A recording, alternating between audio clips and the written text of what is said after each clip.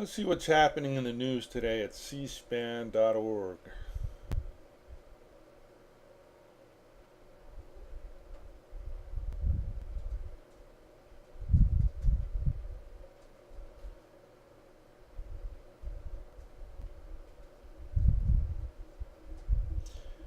Okay, let's see what Rand Paul has to say today. Rand Paul suspends presidential campaign, just like his daddy. Senator Rand Paul, Republican Kentucky, who finished 5th in Iowa, has suspended his bid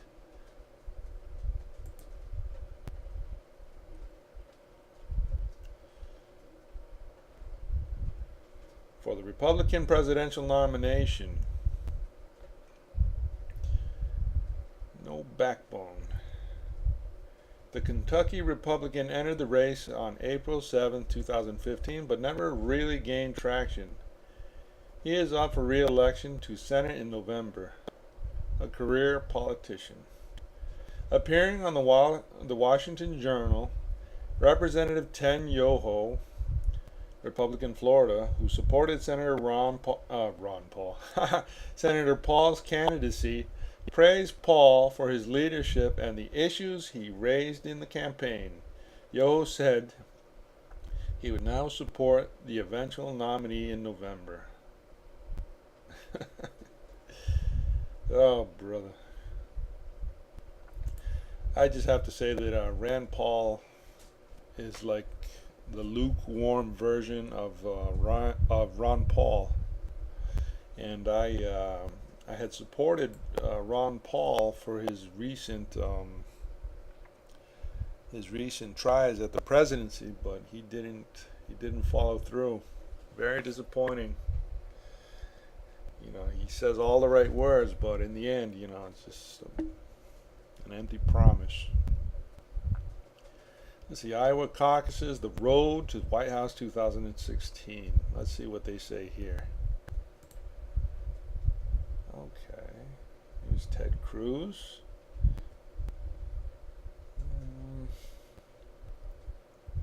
Ted Cruz caucus night speech. Republican presidential candidate Senator Ted Cruz, Republican of Texas, delivers remarks in Des Moines following the Iowa caucuses. He was declared the winner among the Republican candidates. Okay. So according to, I guess this poll here, this precinct, February 1st, 2016, Iowa, 100% of the precincts reporting. Democrat caucus, let's see what the Democrats scored. So Hillary's in the lead here by 0.3%, while Bernie Sanders is trailing by only 3 points. And let's see our Republicans here. As you can see, Ted Cruz has the majority at 27.6, while Donald Trump is down by 3.3. Interesting. Marco Rubio is the third runner-up, huh? Interesting. But it seems like Iowa is, I don't know what to say. Let's see.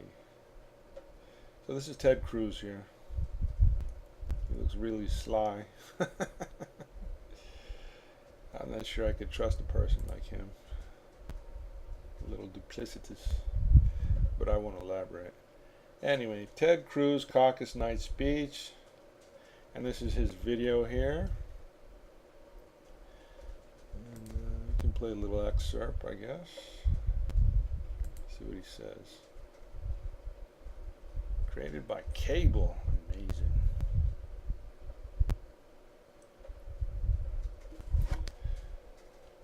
You to see it as it happens and make up your own decision. Mm-hmm.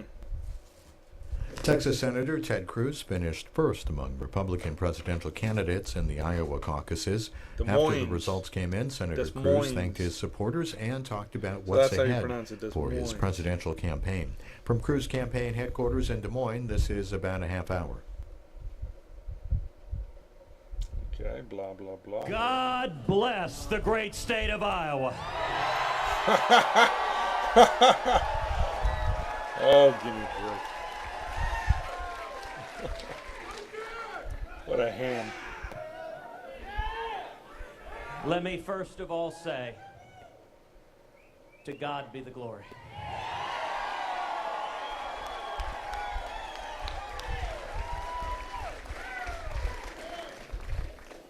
Tonight is a victory for the grassroots.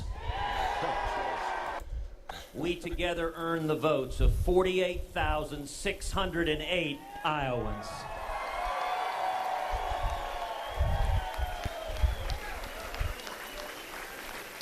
To put in perspective, I can't watch this. I'm sorry. I can't watch it. It's pathetic. Yeah, I don't really have any respect for these new candidates. You know, the only one I ever had even a mild respect for was Ron Paul. But you know, he's not running. He's retired, and his son has I guess maybe he's trying to fill the shoes, but he can't even say the right things. So it's just disappointing.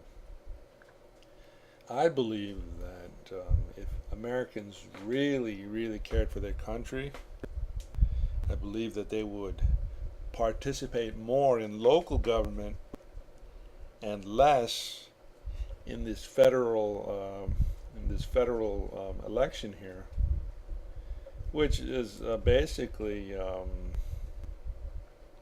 you know how the electoral college works.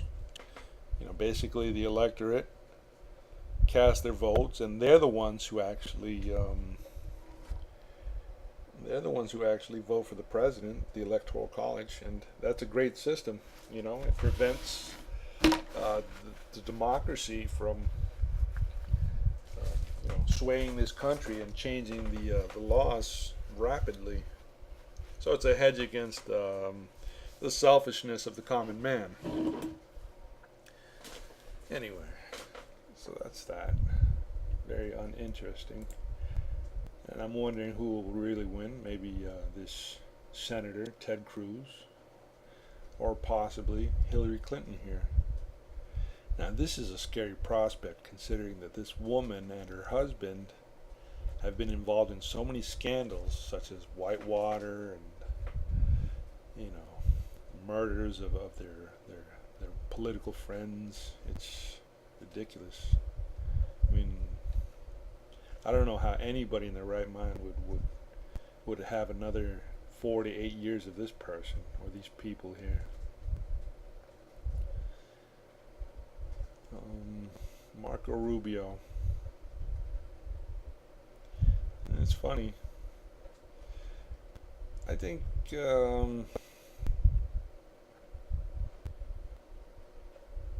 that these guys are probably cut from the same cloth.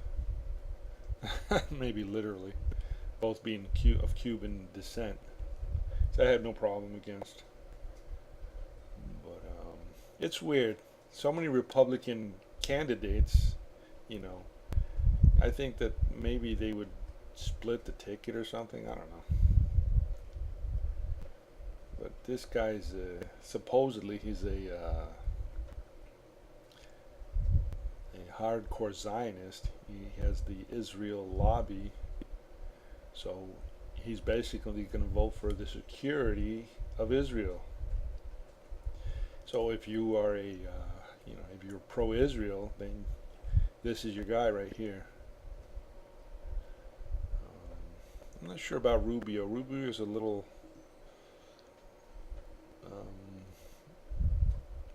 I don't really know him very well. So let's check on more C-SPAN news here. Let's see.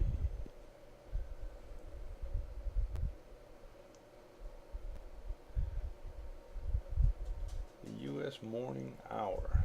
This is what people have to watch when the senators are on the floor, or the House, the representatives here. These guys are always making policy, always making a new law.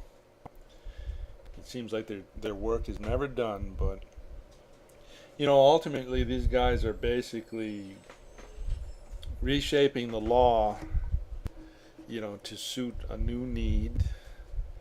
And in my humble opinion, I think that certain laws that they've been passing are really not necessary.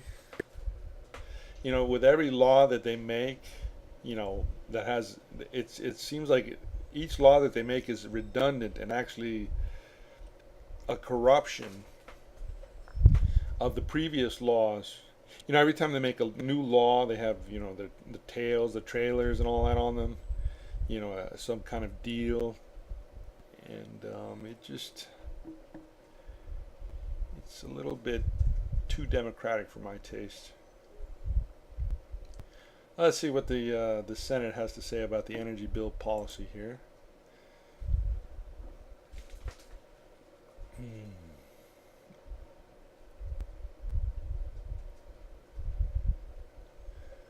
So the Senate, on February 3rd, 2016, they said, the Senate was expected to resume consideration of an energy policy bill dealing with the electric grid, natural gas exports, energy efficiency standards, and reauthorization of the Federal Land and Water Conservation Fund. So let's play the movie.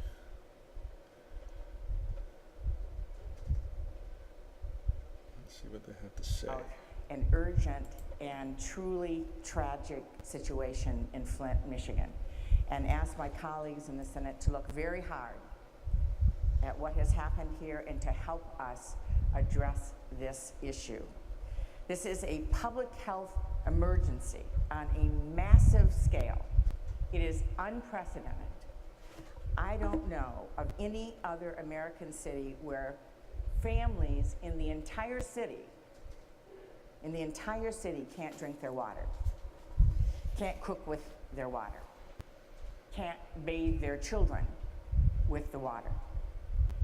And Mr. Horrible. President, we need to be very clear. This morning, as This is the weakness of depending on the central government. going on 2 years, people in When Flint everything is took centralized, showers by pouring you get these bottles of kinds of water problems. over their heads.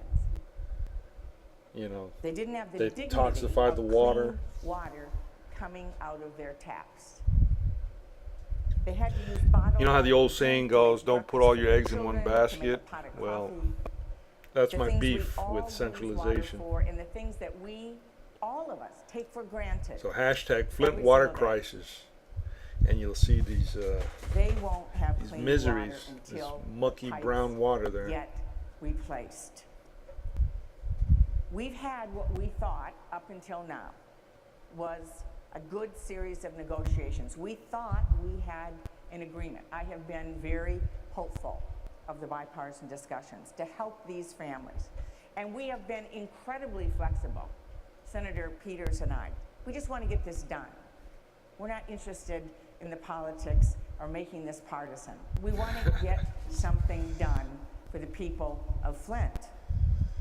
We understand that money doesn't grow on trees, and Senator Peters just and I print some were more. willing, in fact, to You can support grow some more hemp a proposal and print yourself some more that dollars. was less than half of what we originally requested in order to be able to immediately get some help to the families of Flint. So yeah, these And people now are we in can't even serious get need. agreement I don't know what their on that state government is doing, because but we're hearing now that everybody- procedural excuses. everybody is Procedural excuses that are overcome everybody every goes to single Big day Daddy federal on the government, Senate and floor when we want they to. ask for money, Lord knows there were a and then whole the federal bunch on government comes in and transportation bill, all once they of which loan were them that waived money or whatever, because people wanted to fix they become the obligated, roads. to do And I'm certain left wondering things what's like going on? What's really know, going on here? perform certain standards What that is really basically going create federal on? encroachment on the state sovereignty. So I'm asking that we come together Anyway, and these people are understand suffering, the that water's this is bad, a serious, serious, urgent and they're begging for issue, money. and that Let's we do not this. accept That's what they're saying. procedural excuses.